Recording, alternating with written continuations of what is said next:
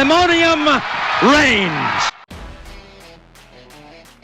Hello, and welcome to Pandemonium Reigns. It is a crap time to be a Tennessee Volunteer, and I just don't know what to say. I'm gonna pop off right here. Go ahead. We have raved about Tim Banks over the past 2 years. We have raved about Josh Heupel as an offensive-minded guru. And it's almost just like we expected to roll the ball out and win this game, thinking we were that much better than you. But I'm just going to say this. Props to South Carolina. They wanted it. They won the hitting game. They won the scheme game. They won the chess game. We were outcoached. We were outplayed. Instead of fighting, we were looking to the refs for flags and penalties. So I'm just going to say unprepared.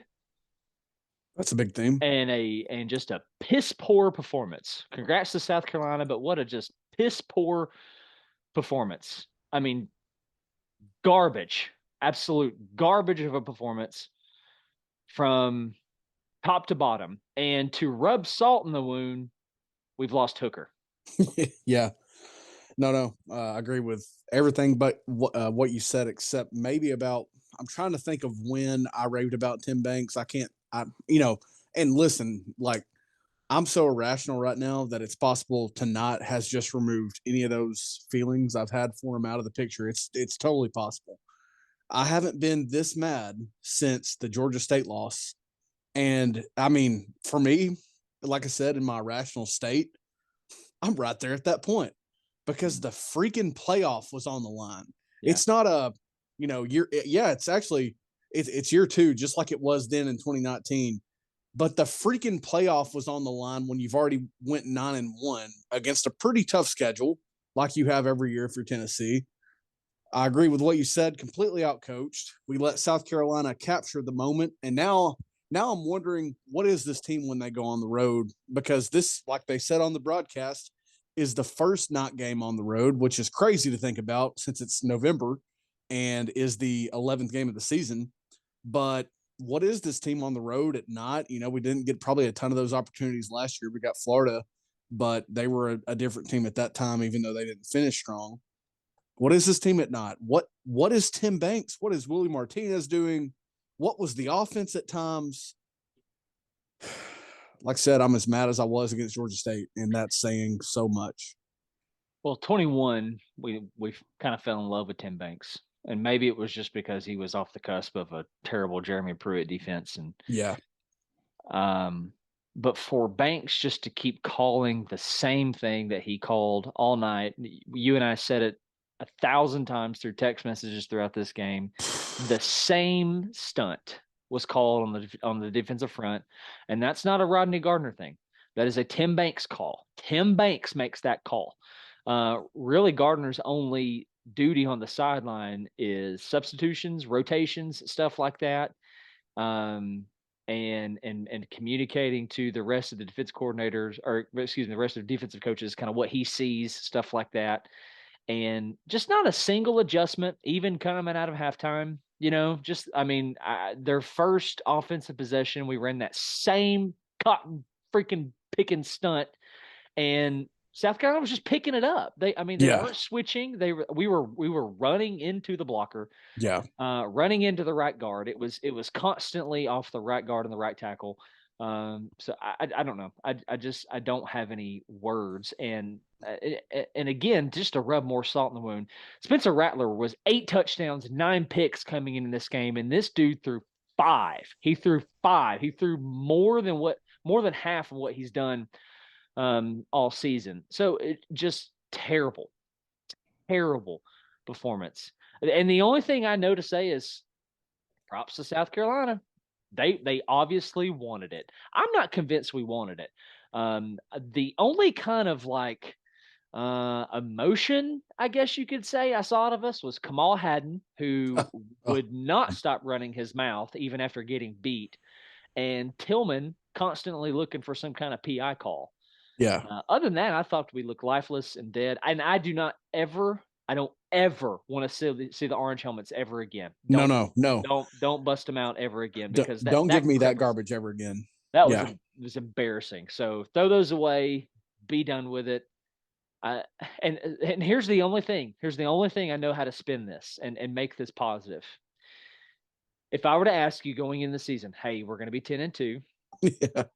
We're gonna have wins over Florida and Alabama, but we're gonna lose to a 6-4 at that time South Carolina team. Are you taking that deal? Are you taking that deal? Yeah, I mean, you can't replace what we've done so far. I'm like I said, I'm as mad right now. I remember the Georgia State loss so vividly. You were at my house. Mm-hmm. We hung out. It was you coming back from the sorry piece of garbage, stupid state of South Carolina. That was our first game we were able to watch. We were so excited, and we watched that game. We were crushed, just like I am right now. And like I said, that's where I'm at right now. But we can't ignore what this year has been to this point. So I'm probably taking that deal. I mean, what's the alternative? Really the only alternative is you lose to Alabama and Georgia like we all expected. But beating Alabama, we were there. It was magical. It doesn't make sense when you think about tonight. And maybe it makes sense when you think about what Alabama's been this year. But yeah, I'm probably taking that deal. But this is still such a stupid, ignorant loss with the freaking playoff on the line. I can't think of any positive, and I guess the only thing I'll say is I'll be looking a lot. Last year I didn't make a huge. We were both upset, but I didn't make a huge deal about the bowl game loss because it was the Music City Bowl. It was Purdue. They had they were down a few players, but they had a pretty good offense, and our defense was suspect all year last year versus blowing this South Carolina game tonight. But I'll be looking a lot more closely to that bowl game. And listen, that's me ignoring next week against Vanderbilt, because if we lose that, then I'll be a very unpleasant man on our next or second from now OrangeCast. I'm not even going to address that right now, but if we lose that game, I'll be unconsolable. Well, I'm taking the deal too. I'm saying, 10-2, and at this rate, assuming that we beat Vanderbilt, which after that performance, man, I just don't know. Yeah, fair. But although I am taking that deal, we are forever going to do just like we've done with the year 2016. We will be asking the question, what if? What if? What could have been? What if this? What if that? But we go into Williams-Brice at night, and I did not recognize that South Carolina team. No, I didn't they were recognize them. I didn't recognize them. Spencer Rattler played out of his mind. DeCarrion Joyner, Jaheim Bell, they were out without Marcus. Was it Marcus Lloyd? DeMarcus Lloyd? Marshawn Lloyd. Marshawn, whatever. Without their two best running backs, right? Yeah. And listen, they could have ran for negative yardage tonight, I think, and done just this, 63-38. I think they could have had negative rush yards and done this because, again, we haven't seen – man, it feels like we haven't seen this defense since the Alabama game, which was understandable because of Bryce Young and several others. But at least the Florida game or the first half of the Pittsburgh game. I'm going to say Florida. Yeah. Yeah, because you had Anthony Richardson throwing for 455 or whatever it was. I mean, this defense has been not that group until tonight. The pass rush was lifeless. I mean, it was lifeless. It was like you took the 2012 trying to go 3-4, or you took the majority of the Jeremy Pruitt era, and you bottled up that pass rush and you brought it to Williams-Brice Stadium tonight with the playoff on the line, and you were just lifeless. I don't know what this says about our coaching staff. I really don't. I have a little bit of sympathy, and I do mean a little bit of sympathy regarding Willie Martinez after this because of the issues that we've had at corner. And you know what? I'm going to say this, and it's going to lead me into something else. I don't know who it was, but Christian Charles had a touchdown pass thrown on him, and it looked like he got pushed off. Yeah. I'm nearly convinced he pushed off. However, let's add the holding calls that we talked about. Those guys missing. Let's throw in some pass interference. Let's throw all those things in. Let's say we get those calls. We still lose that game. Oh I yeah, don't. maybe it's by 14, but instead of 25, but we lose that game. I mean, the offense, looking at the offense, I guess the closest representation that we can go to, maybe outside of Georgia because of the talent that they have, is moments of that Pitt game where the offense was just, I mean, borderline anemic, borderline maybe one first down, but almost a 3 and out every time, not in rhythm at all. And I can't help but wonder if Tillman coming back isn't part of it because they had such a good thing going with Brew and Keaton and Hyatt. And I texted this to you early in the game, but Hyatt was just too emotional. I mean, I think he was too emotional. He was back home. He was like, he was on the Rich Eisen show this week, which is unusual. And I mean, just talking about, we're going to eat them alive. They didn't offer me this and that. I don't care what you've done all year, man. This game was for the playoffs. I just don't know what to say. I don't know what to say. Yeah. In regards to South Carolina not being recognizable, it's almost like we weren't either. And and it makes me wonder if there's some truth to this Jeremy Banks, Hendon Hooker controversy about him supposedly trying to land a punch on Hendon Hooker. Yeah. It makes me wonder if there's some kind of locker room issue because Tillman was throwing his hands up. Hyatt looked emotional. We were not steady. Hooker didn't seem to be rallying guys. It Yeah. makes me wonder if something internal was going on. But nonetheless, I mean, we were also saying this during the game as well. We showed a ton of 2x2 stuff. Standard, 2 guys on the far outside on the line of scrimmage, 2 guys on the inside, with not very wide splits like we've shown. Yeah. We didn't stack receivers. We didn't motion in and out of that stack. We didn't motion across this I mean, none of that stuff, especially like the things we did against Alabama to create those confusion, and Hyatt was constantly matched up against the safety. Yeah. So I just don't know. And I hate to say this. I hate to say it, but it makes me go, oh my gosh. It was UCF right? That's where my head's at right now. No. I've been, I've fought a lot of that stuff off a lot of times, and I just don't think so because I mean, UCF, and this was under not under Heupel, this was under Frost. They beat Auburn. Heupel lost to LSU during his time there, but you can't tell me this is UCF level Heupel. I mean, he took losses like this, or occasionally they had showings like this, but they never truly had a chance for the playoff. I mean, additional things are unlocked now, like recruiting wise, just bowl and playoff wise. Additional things are unlocked now that weren't achievable at UCF until we expand.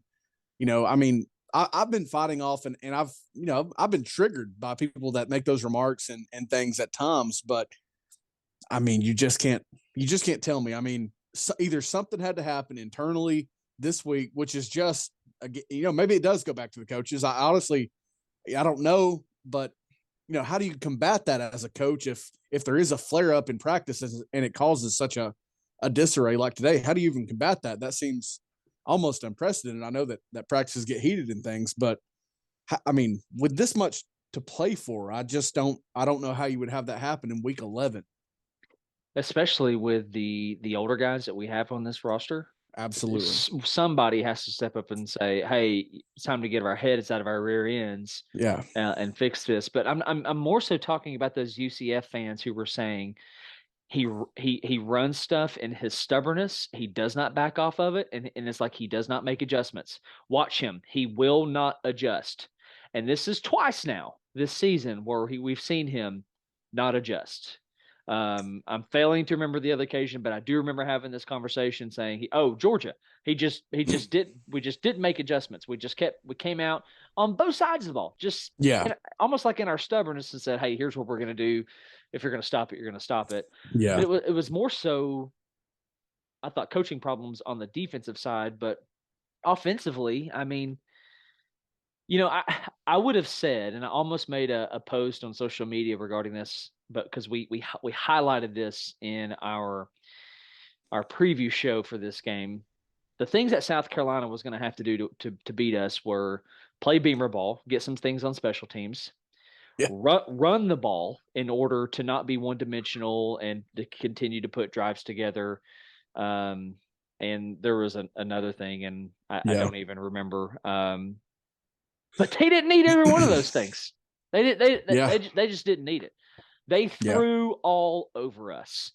And it angers me because I almost wish we had a starting 4 in the backfield that were studs and that they just got beat, because now we also have this question of, well, do we have excuses? I mean, is Haddon 100%? Obviously, Charles is not 100%, and now Turnage is down, and Slaughter got banged up, and then Trayvon and Jalen are who they are. Yeah. So I don't I don't know what to say. Yeah. I mean, the last thing I want to do is to talk about players specifically, but I'll talk about players. Haddon needs to shut his mouth. He needs to shut his mouth. He's been shut up. He's been shut up on the field in too many games to still have anything to say. I mean, I just don't get it. And the Tennessee fan in me wants to say, well, Pruitt left us in this position where Haddon was playing either in the slot as the star guy or as a safety last year, and now he's playing at corner. And then we've talked about Christian Charles so many times, how he's been a safety up until now. Same for Slaughter. Turnage, even, we never saw him outside last year. We only saw him in the slot. And when Warren Burrell went down, that all went out the window. And we've played every combination of those guys. So I want to go at Pruitt. I still want to go at Pruitt. I don't even buy into the amount of transfers that we lost, because there was only a handful of impact guys, and the majority of them were role players or just, depth guys. But Turnage, for one, has got to shut that mouth. I mean, he's proven nothing. Turnage or Haddon? I'm sorry, Haddon. Okay. Haddon has proven nothing. Excuse me. Haddon has proven nothing. He can pick the ball off against your Bowling Greens and your Ball States, and if the ball is just terribly thrown, he can take advantage of that. But if it's a good route, a good throw, he's got nothing. So as far as what I've seen. No, agreed. Which makes me go, is Turrentine? Like, is he that bad? And then I go, wow, D. Williams almost just be that bad too. Like he must not just know. He must not know the playbook. He must. I mean, this is a highly recruited JUCO guy. Yeah, and he's healthy enough to play. Yeah, because he's on punt return, which is a dangerous position. Yep. But he just must be a bad corner. He has to be at this point. And the punt that first of all, I almost said the punt that he did field. The punt that Tennessee did force tonight, he had space. Like, it was almost an out kick of the coverage. Yeah. And just, again, like, his effort was not what we've seen. Credit to South Carolina. I know that beamer ball is a thing, yada, yada, yada. But, just that return, he just kind of walked right into the coverage, it felt like. Just a gross performance all the way around. Yeah, so there's not too many things that I can find positive from tonight. I mean, we lost a Heisman quarterback tonight. We got out coached on both sides of the ball. I think that we were unprepared. I know that we're probably going to be 10-2. Of course, I said 11-1 very confidently before today. Yep. So we're at least going to have 9 wins in year 2, which is progress, right? We haven't seen 9 wins in a regular season since 2007. How many? 9. Well, regular season. Sorry, I missed that. Yeah, right. 2007 at least. So that's progress. But man, this one makes me question Heupel. I mean, it really does. You got flat out coached. Yeah. I mean, listen, this is the first time I don't like last year. It's hard to even capture anything more than Tennessee won 7. The talk was 3 or 4 or 5 wins. Sure. It's hard to capture anything outside of that and how magical Hendon Hooker was. But this year, it's been such a roller coaster climb until now, and this is just the first head scratching moment of. And again, even speaking to Heupel, the freaking playoff was on the line. Like, what was that effort? I mean, it hurts not me only every was it time on you the say line, it was on the line. It was attainable because there's going to be losses ahead of you. Today, they should have happened. In the future, they will happen, and it'll hurt even more. Yeah, I don't know. I mean, you're absolutely right. And on a conversation of Hooker when he was healthy, or sorry, before he got hurt. That's the better way I should word it. He just looked off. He was so terribly off tonight. The touchdown pass to Brew McCoy was flat out Auburn and Jordan Hare at night type stuff. I mean, that ball was. I mean, there's no way Brew could have caught that to where he. I mean, and we're lucky it wasn't picked. Yeah, and they got their hands on several. And again, this is where credit is due because I've talked my fair share of crap about South Carolina and how they're even playing this hard at this point. I don't know, but they could have had a couple picks at the line of scrimmage, batting stuff down. Hendon just kind of looking past them, and I get that because you're looking downfield and keeping your eyes up, but just throws that should have been there and South Carolina didn't capitalize on, and they still beat you by 25. Yeah, this game really easily could have been something like 77-21. Sure could have. I mean, honestly, looking back, we're kind of lucky that we got 38. Yeah, 100%. I mean, seriously, the ball that bounced into Brew McCoy's hands, absolutely. And it's hard for me to play stuff outside of that right now. And listen, I turned this game off when Tennessee turned it over on downs on Joe Milton's first full drive. I turned the game off because I mean I was in a bad spot. Still not a great spot. But yeah, I mean, you're right. Tennessee's lucky to have managed 38 points against the South Carolina team that has just been woeful. There is one small light of limelight. Milton, after I believe it was the possession after that when he got it again. We're on our side of the field. He hops out of the pocket to the left, manages almost like he takes off like he's going to run for a second, but turns his body, and while continuing to run to the left, slings it what has to be 65, 70 yards in the air to Squirrel White. And I'm just going, oh my gosh, the arm that's on this guy. But there's a couple balls. I don't know what drive at this point. It's all kind of a blur where everything is just 100 miles an hour. It's almost like he actually hasn't learned how to do this. Yeah. He had a Tillman. I don't know if this was the drive where we turned it over on downs, but Tillman came open down the right side, and it was right there for the score. And he, my gosh, like a freaking meteor shower, right? And just missed it. So Jabari Small had a good run. Hooker threw 2 touchdowns, no picks, 3 touchdowns, no picks. Ohio State almost lost. Michigan almost lost. Georgia fooled around. I'm not saying they almost lost. I'm just saying they fooled around. Right. But this is all more the reason. Not that Georgia's going to fool around when push comes to shove. They're going to. I mean, as confident as I am about tomorrow being Sunday, and you guys listening to this on a Sunday or a Monday or whenever you listen to this, Georgia's going to win the national championship because they're not going to sleepwalk when the SEC championship arises. And the first and second round of the playoff arises, they're not going to sleepwalk. Those days are over as of next week because they could probably roll out their third team and beat Georgia Tech with, as even as impressive as they've been after firing Jeff Collins. They're going to roll out there. They've got no further roadblocks, in my opinion, to win a national title, because I just don't see any of these teams doing it.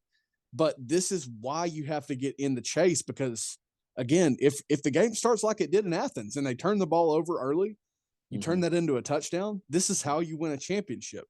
And that's why this is going to hurt for so long. Right. I understand now the frustration behind South Carolina and their fan base and Marcus Satterfield. Sure. I think South Carolina showed tonight that they actually have talent on offense. I mean, they made their receiving corps made some incredible grabs tonight, and they did it without, Lloyd carrying in the backfield. Spencer Rattler obviously had a night. Yeah. And Satterfield just shows up out of nowhere. I mean, literally nowhere. Yep. I'd gone on the Spurs Up show, his TikTok, and he was preparing fans. Listen, we're about to get our cheeks clapped. You just need to get ready for it. And Marcus Satterfield said, "Hang on, I'm about to go get an extension. Watch this." Yep. So I understand that frustration now, because they got some talent. The Gene Bell, man, dude's a ball player. Sure is. About said Von Bell. It's not Von Bell. It's Josh Fan, DeCarron Joyner. Yeah, Josh Fan, talented. DeCarron Joyner, talented. So yeah, I don't know, man. Props to that offense. That offense was outstanding, absolutely outstanding. And the only thing I can think of is, you know what, we kind of deserve what we got tonight based off the crap that not only you and I have given Shane Beamer, but this entire Tennessee fan base has given Shane Beamer since that picture on him from last year, when the score was 38-7 or whatever it was, after they just ran a fake field goal or something. I don't remember at this point. Yeah. To get on the board. So the only thing I know to say is props South Carolina. I mean, sure. Well played. Sure. Yeah, I mean, just an atrocious loss. I just there's not going to be any positives that I find.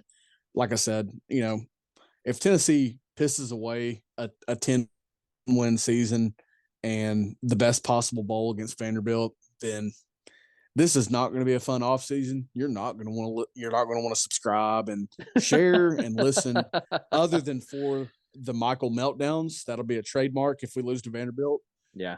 Not that we should, not that we're going to, but again, now I've moved from a place where the playoff was real, all that, where we might get screwed out. If we went out, we might get screwed. Ohio State, Michigan might be just that close where they both get in, or some kind of garbage happens, to where the Vanderbilt game and whatever bowl following 10 wins is now important to me. Whereas again, the Music City Bowl was infuriating, and Jalen Wright scored, whatever, to now it matters. Opt-outs, I don't care. The game matters to me now. You need to put something back on the field, because a lot of goodwill has been pissed down our legs in Columbia, South Carolina. Yeah, and at the time of this recording, the Trojans are currently holding on to a 3-point lead against UCLA, 48-45.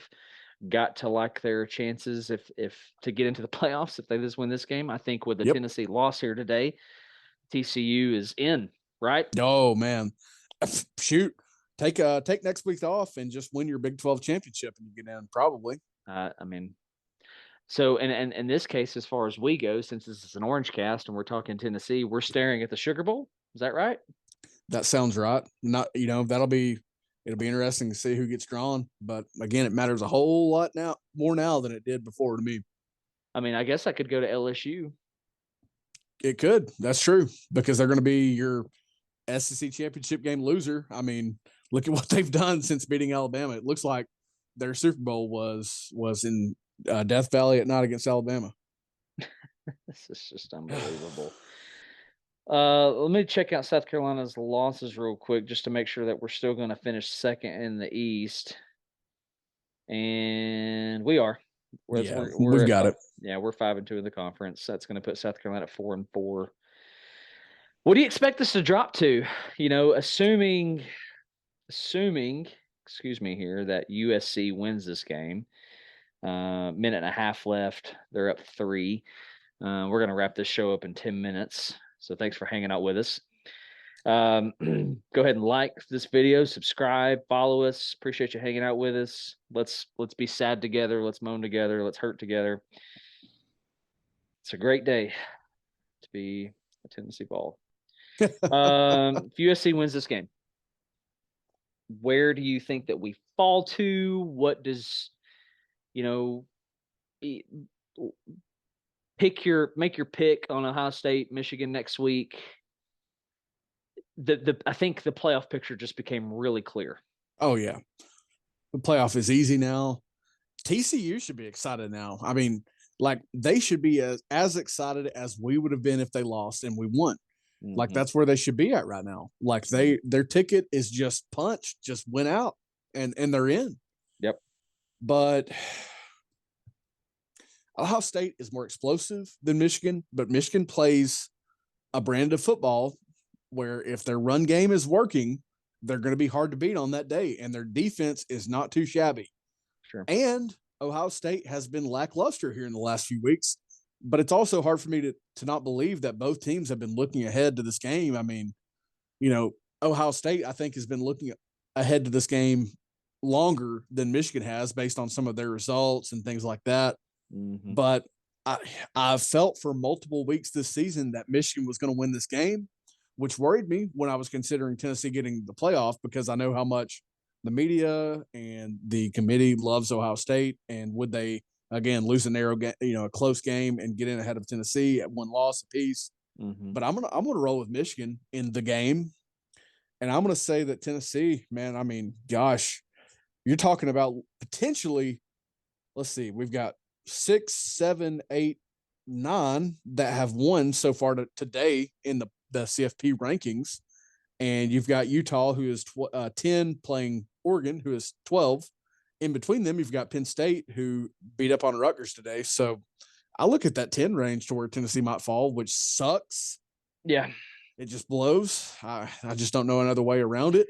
But, I mean, heck, it seems fair when you lost to 25 to South Carolina with the playoff on the line.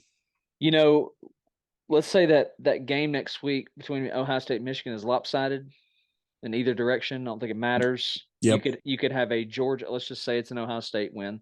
You could have a Georgia. You could have an Ohio State. You could have a TCU.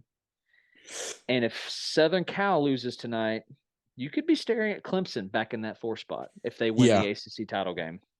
And if they don't, I'll be shocked at this point. If Clemson doesn't win it? If they're not a one-loss ACC champion, I'll be shocked. Well, I mean, North Carolina experienced a rough loss today to Georgia Tech. Basically as bad as Tennessee's loss today, so we're not alone. So not only did the playoff race get turned upside down, the Heisman race really, I mean, especially now that Hendon is hurt and probably won't be playing against Vanderbilt. I mean, that looked rough. I don't know if you could see. I don't know if you could see his face, but he was. When I saw his face, I wanted to throw up and just die. Yeah. So that award should be Blake Corum's, man. See, out has not been as impressive as he should have been. That award should go to Blake Corum. I mean, at this rate, absolutely. He still had a huge day, and he came back after that nasty hit he took to what looked like his knee. Yeah. It's USC ball with 1 second left. Trojans are going to get this win. Good Lord. Good Lord. Yep. So, sad day, and I'm not sure there is a scenario left. I'm not sure there's not enough football left for Tennessee to be able to sneak back into this, especially after a Southern Cal win, after a TCU win today. Illinois had their chance against Michigan. Maryland had their chance against Ohio State, and we needed stuff to happen. And but you know what? It's nobody's fault but our own. Nobody's fault. I mean, that said, I mean, I hate you, Baylor. I hate you, Illinois. I hate you, zebras everywhere. I hate you, but it's our fault. And this was the one thing that couldn't happen. You had to take care of business. And whether it started in practices this week or whether it was just South Carolina putting a perfect sandstorm on us tonight, that's what happened. And business was not handled. And I hope it's not a sign of things to come, because this has been a fascinating era so far. We've taken so many steps quicker than we ever could have imagined. So I hope that is not a sign of things to come. We'll see though. Agreed. I would say next week, don't you dare checker that stadium. Yeah. You better just wear black. In fact, no, don't even. I mean, we actually have black uniforms now. Let's not do that. True. Just you better go in there and you better hang 70, and you better not allow them to do anything because honestly, they had no business beating Florida today. LOL. Yeah. I do. I mean, that is a little comforting knowing that a rival also took a pretty embarrassing loss. Yeah. But you know what? Same goes for us. I mean, that was a 22.5 point spread. And you know what? And I was going to say this at the beginning of the show. I said way back after the LSU win, if that game doesn't start the way that it does, is that different? The way that it unfolds? Maybe. Do we get into a battle? And we just kept doing things tonight to keep the crowd in it, right? We could never get a hold of a lead. We could never defensively, we just couldn't do anything. All the pressure was on the offense. Every ounce of pressure was on the offense, and we just allowed them to keep converting. And the one forced punt that comes to mind, I'm not even going to say is a credit to us. Nope. I mean, you and I said this on text. This is pretty much a credit to Satterfield's going conservative. Yeah, I mean his decisions. I mean, how vanilla he was on that possession compared to how dynamic he was. Give that guy a raise. Yeah, he called a heck of a game. Receivers caught the ball. Rattler and Joyner ran well. I mean, I got nothing, man. I got nothing. Yeah. I got absolutely nothing. I got nothing also, but I can't believe I'm even going to say this, but it'll be fun and weird and interesting to watch South Carolina post Rattler, but more so post those guys like Joyner, like Van, like some of those 5-star defensive linemen, former guys that Muschamp couldn't do anything with. It'll be interesting to watch because, again, credit to him for landing Rattler. It hasn't really paid off other than being 6-4 coming into week, their 11th game. Other than tonight. So it'll be interesting to watch, but, kind of like Tennessee's former staff recruiting woes and roster woes, and then the transfers have burned them tonight. It's again, kind of that opposite give and take for South Carolina with Joyner and Jaheim Bell. And then again, landing Rattler, who was phenomenal tonight. Yeah. And the worst part of it all is I have to get up tomorrow and face people. Yeah, I don't want to do that tomorrow. Can't wait. Yeah. Well, I got nothing. My tank is empty. What about you, Manny? Anything? No. Any other comments? Nothing else. I just a trash performance. Play calling offensively at times. We had issues. Personnel, I had issues. There was a lot of Roman Harrison tonight, more than I can remember since a couple of years ago. So what's up? I don't know, man. I have absolutely no idea. I do think the officiating sucked. I think it sucked. I think Tennessee received some calls, but there was a lot of times that I text you about holds, namely a touchdown run to the edge where Haddon just got turned around from inside his shoulder pads, and some others. I thought that was a factor, but not at all why Tennessee lost this game. So we'll see what happens next. Here's to hoping that Tennessee goes into the locker room and circles this one next year, because we do get them earlier in the year and obviously at home. Thanks for spending your time with us. Appreciate you wherever you are for listening and subscribing and following. Do hit that like button. Do hit that subscribe button. Tell somebody. Send this show to somebody. Let us be sad together. God bless. Go Vols. GBO.